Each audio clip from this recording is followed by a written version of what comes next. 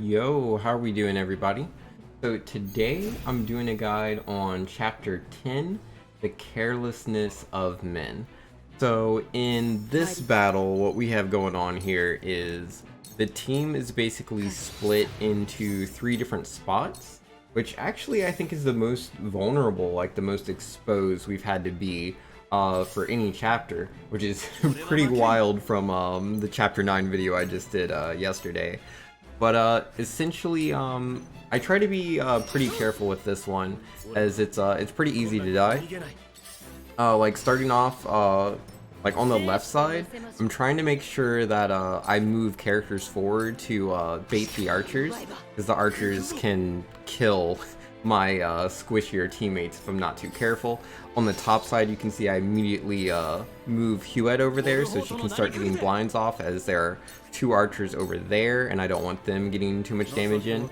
Now, very importantly, with these two right here, Serenoa and Benedict, I'm going to be having them run away immediately. Like, I use both this Quistis in tandem and the now ability from Benedict, so basically both of them get 2 turns, so that way instead of being completely surrounded on 2 different sides and likely dying, instead I can move into this perfect spot right here that just immediately eliminates the enemy from being able to get a bunch of attacks off, which is really nice. I love this positioning.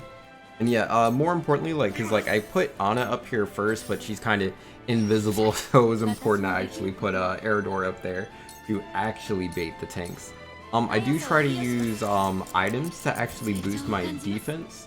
At least I do there with Eridor, because he can die if I'm not too careful. I am playing on hard mode. Obviously, it depends on the difficulty you're playing, what levels you are, like how you've been upgrading your characters. So obviously things will vary, but I'm taking things very cautiously here. So if you want a very small chance of failure, you don't want any of your characters dying, then you can just follow what I'm doing here and you will be more than good. Because yeah, right here, they're buffing some of their guys, the dudes that were the rogues that climbed up the wall. But they're not going to be able to do anything to me because of this positioning. Their AI gets a bit bugged and they actually end up doing nothing almost this entire fight, which is super cool. And then yeah, right over here, because those rogues went up, that allows my other characters to just kind of do whatever they want, because the only enemies on the bottom left side of the map are just a couple of archers and a healer. So they're not massive threats. As long as I'm not doing anything too reckless, there's no reason for me to, like, I don't need an actual dedicated healer. Again, the 2 of them can take on the 3 of them. So yeah, I really like that positioning there.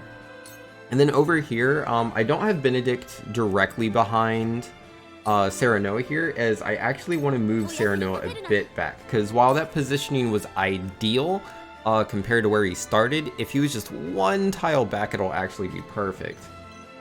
There's a bit of a problem with it, and I'll explain that in a second.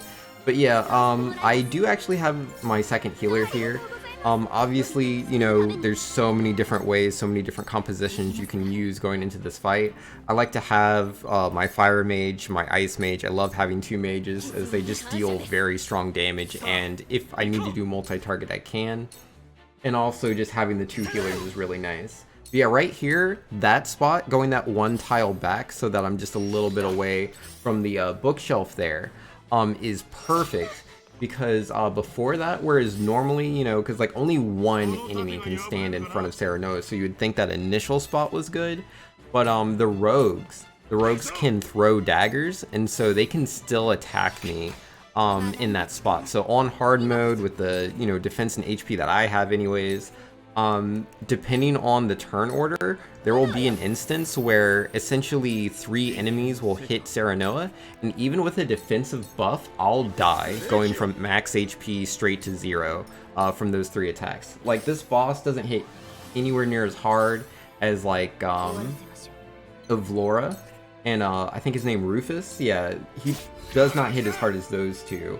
But yeah, still, nonetheless, I do have to respect the damage output, which is why this positioning is so important. And yeah, you can see right there one of the rogues, his AI is just kind of bugged, he doesn't know what to do. And yeah, right here, the boss, the guard captain, he can't target me because there's just his own teammate in the way. They can actually climb on top of the bookshelf, at least some of the characters can, but they generally don't take advantage of it. The AI is not perfect, so again, I'm going to take advantage of everything that I can because I want no one to die. And I'm not exactly over leveled for this. I mean, like, some of my characters are like level 18, but then yeah, like Medina right there is only level 16, so I'm working with what I got here. But yeah, right here, it's a bit difficult because just as I am blocking them from being able to attack me, I can't attack as freely as I would like to. Like Roland, for example. While I think Roland was very important for the initial start because he had to protect my mages on the bottom right side of the map, now that we're at this phase of the fight, he really can't do anything. So if you do use a different unit, maybe something that can like take hits, because you know might need to tank at the beginning of the game, but has some form of ranged attack, that would probably be like really good. I mean, technically Roland does, like he can hit the 2 range, but it's not really doing a lot. So yeah, like obviously it just depends on what characters you want to use. I'm gonna go ahead and skip forward a bit. Yeah, because as you can see, like right here, I was taking a bit of damage from the archers. You do have to be careful, but yeah, I have HP recovery items. I'm always, you know, just buying generally around like 5 of the small ones and 5 of the large ones. As long as I have 5 for each, I feel safe going into any chapter. So yeah, pretty straightforward. As for, let's see, yeah. As for this part here, like, again, I'm really just, letting them just come into the blender, essentially. Because while not all of my, teammates are able to deal damage, particularly my archer and my 2 mages can. And then, Benedict can just kind of sit over there and he can buff the defense of Serenoa and he can buff the attack of, like, one of my mages or my archer. So still, I'm doing way more damage to the enemy team than they're able to deal into me. And yeah, again, unfortunately, Roland is pretty useless. But Huette is amazing as she can definitely still get these blinding arrows off. So I do typically prefer to prioritize the archers in particular. Like, that positioning looks a little scary because there's like so many arrows coming in on me, but in actuality they can't all actually get there. So while normally the arrows are like, you know, a nice little quick way to see like who can hit me, especially on this map, depending on positioning, they're not super accurate. So do keep that in mind, because like while technically many of them can take a certain path, once one of them takes that path, that kind of cuts off everyone else. So again, you know, just try to look at stuff like that. Then let's skip forward a bit more. Yeah, oh geez, some of those hits from the archer hurt really bad, but again, as long as I'm being careful, there's not really anything I have to worry about. My 2 characters here are able to overpower the archers and the healer. Because yeah, I have them both poisoned, and again, you can see the 2 rogues at the beginning of the game started here and climbed the wall. They've done nothing. They've literally done nothing this whole event, and bam, I've cleared both the archers out. It's just a healer there now. So I just need to finish him off, and then Anna and Eridor can come join the rest of the team in this spot, which is really nicely fortified. The boss did jump onto the bookshelf there. But again, you know, I do still have Roland, so I can use Roland to help block the spots that the guard captain can go to. But yeah, even the guard captain here, he's not really trying to come over to where I am.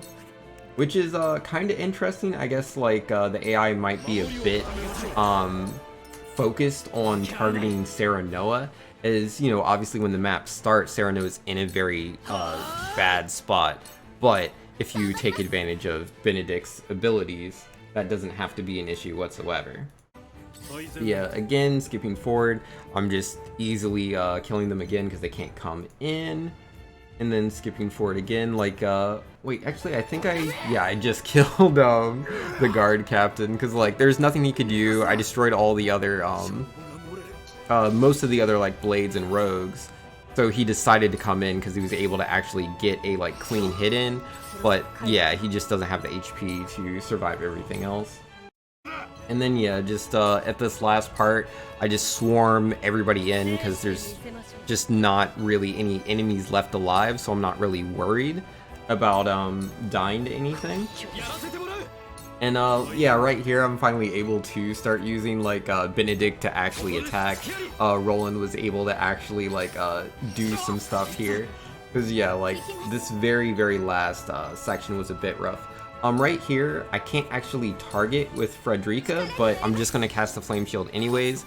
Even if you can't actually defeat an enemy, if you can still perform an action, you still get experience. And, you know, obviously that makes the next chapter even easier. So, you know, do keep things like that in mind.